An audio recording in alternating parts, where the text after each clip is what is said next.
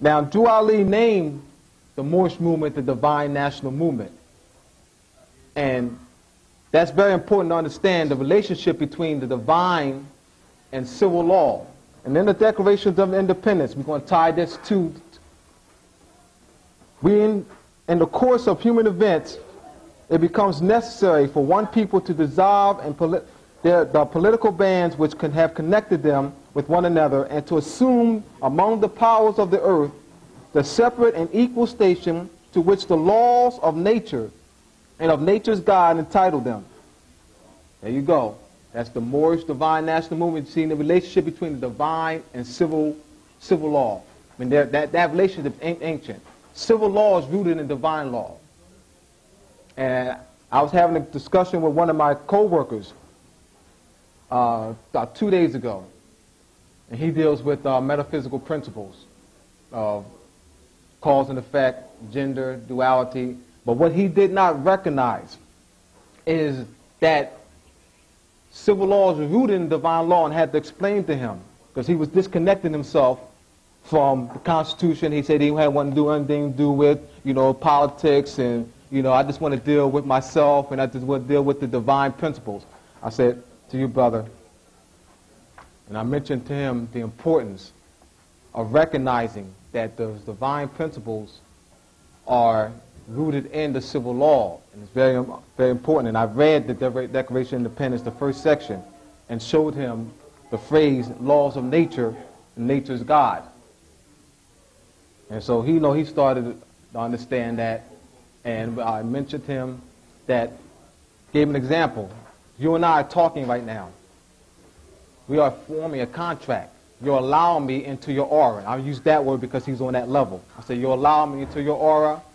I'm allowing you into my aura, all right, by my free will. And you allow me into your aura by your free will. That's a contract. So now let's expand that on a larger level, to deal with a larger body of people. That's what the Constitution is. So when I broke it down that way to him, he began to recognize the relationship between the divine and civil, whereas before he didn't want to have nothing to do with it, all right? So that's very important to understand, because you may have some people who are on the metaphysical level but disconnect the civil side. Continuing.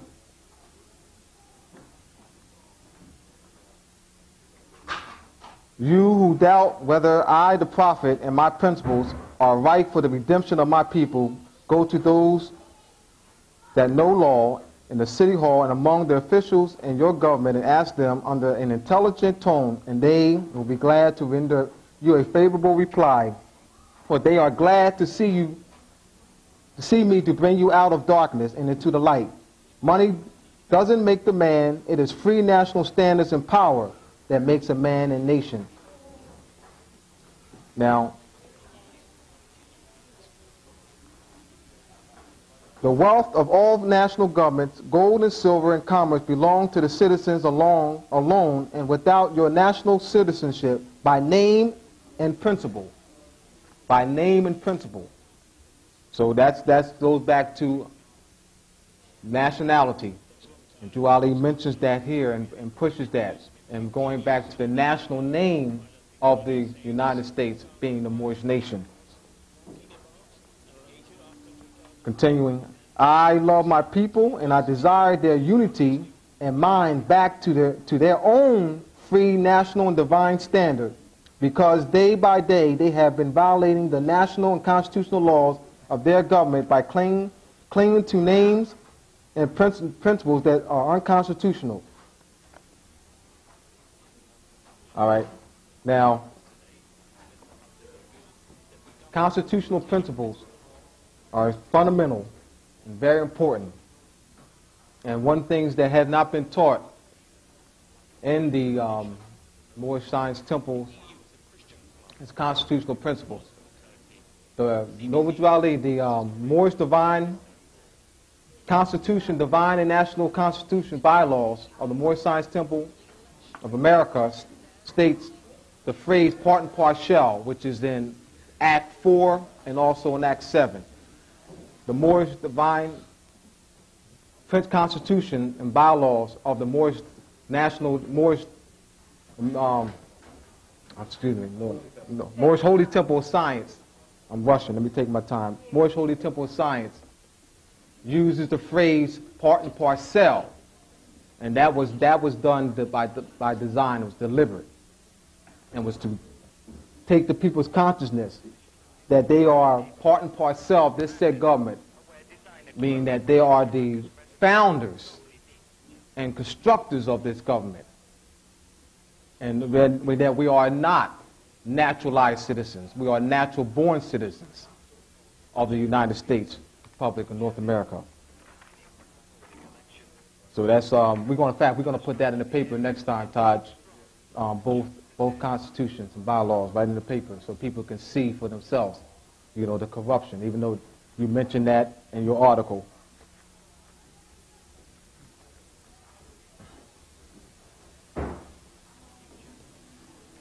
What I'm trying to do is not repeat what you said. I'm going over some things that you said, and that's what I'm trying to expand on. Because actually, you touch a lot of parts of my lesson. All right. So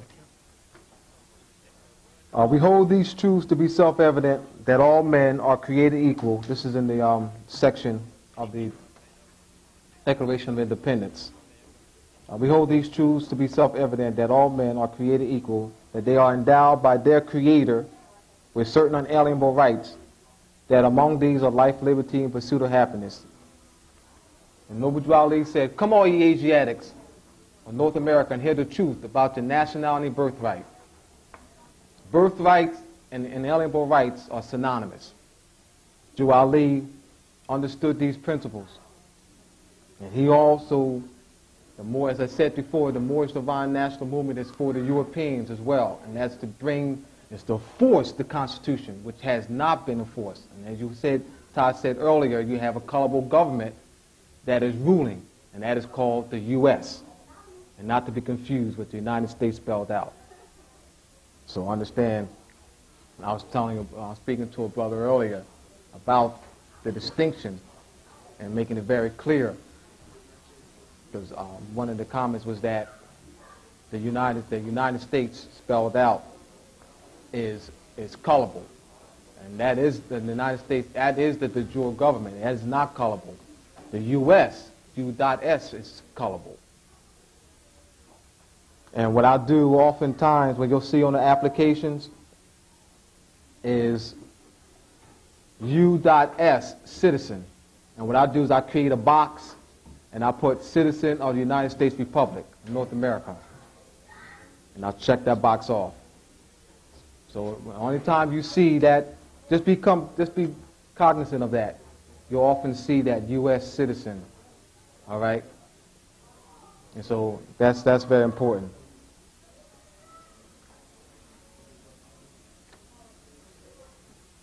Explaining, I'm going to break this down a little bit.